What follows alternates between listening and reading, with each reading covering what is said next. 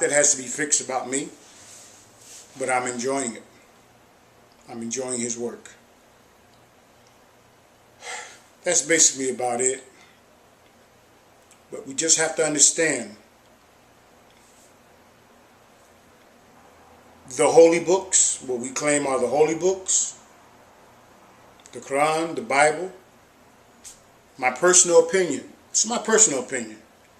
I believe those books were written for those without souls, or for those who, yes, there are people without souls. We'll get into that another time. But I believe those books were written for those who does not have the natural essence of allowing God to manifest in their life, in their bodies, in their minds, in their heart. And these are instructions to help these type of people to kind of get on board and to fall in line. The original people of God were put here, believe it or not. The original people of God don't need the books. What you call common sense is God. When you walk down the street and you know you shouldn't steal something, that's the God in you. That's the God in you. I strongly believe that the other parts of the books about the tithes and offerings, I believe that was man's way of working this thing, working his way into this. But the bottom line is, we are walking Qur'ans. We are walking Bibles. No, I'm not saying we're perfect, but understand, when Prophet Muhammad, peace be upon him, when he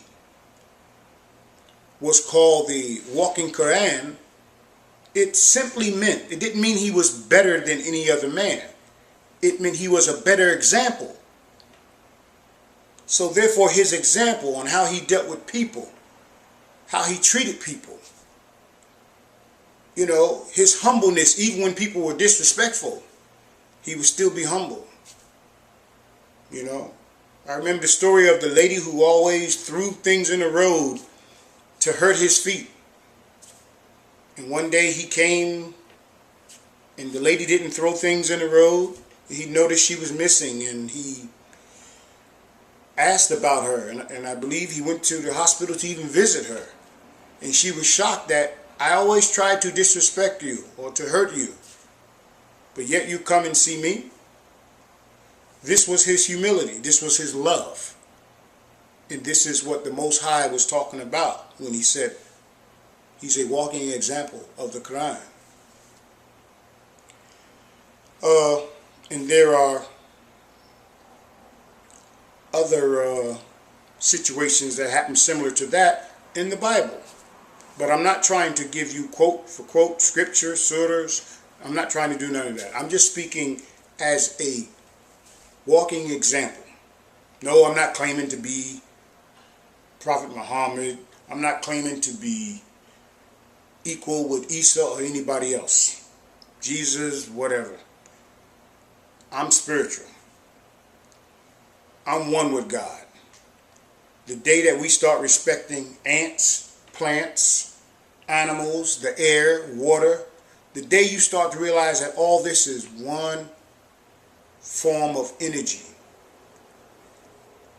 but we are a part of that energy that is being allowed to express itself individually.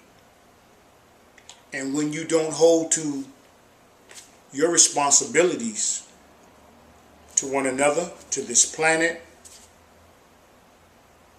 the bottom line is there will be a regression. Be it now, be it when you leave here, be it whenever. You're going to have to deal with it. So we need to stop thinking that we're going to bathe ourselves in these holy books every time we do something wrong. We need to just learn how to start loving. It's all about love. Some family members of mine at this present time, I just think they kind of sometimes wonder about me, or even wonder, have I lost it? It's not a matter of losing anything. I'm closer to God than I've ever been. And I don't need no church. I don't need a masjid. I don't need a synagogue. I don't need none of that to know God. This whole planet is my church. This whole planet is my masjid. This whole planet is my synagogue. This whole planet. And I feel more at peace when I go sit in the grass, or just sit outside, sit on some steps, just take a walk. I feel more at peace the closer I get to this earth than I would in any one of these so-called holy buildings. God is real, but God is beyond belief. And you are a walking Quran or Bible or Torah. You are that. You just have to allow the manifestation to manifest. You have to allow yourself to be what you're supposed to be. And the number one key is leaving religion alone. Getting to know God. Just walk down the street and just love somebody. Respect somebody. You know, show love at all times. I don't walk around with a false smile on my face, because that has never been me. But I smile on the inside all the time. Part of my deliberate non-smiling situation may come from the fact that it's the only protection I have, because I almost refuse to put my hands on anyone. You know, I refuse to try to hurt anything. So I just kind of keep my distance. But God is wonderful. God is wonderful. But we need to understand God is beyond belief. We should be beyond belief when it comes down to God. You know, you can believe in many things, but you only believe in what can let you down. That means you're putting faith in it. Let's see what happens. You don't have to put faith in God and let's see what happens. If you woke your behind up, He showed you what happened. Anytime you can give a testimony, that's beyond belief. So let's start to talk about what God is. Didn't have much to say, but no, I don't believe in God. I love God. I know God. I'm a part of God. And once again, I repeat, I'm not saying I know everything about God. I'd be a fool to do so, but I know God. No, I don't believe in God. No. Okay? Thanks for listening. Any comments, feel free. Hit me at memoriesbyray@AOL.com, or hit me up on YouTube, jmobley37. Alright? Hope you got something out of this.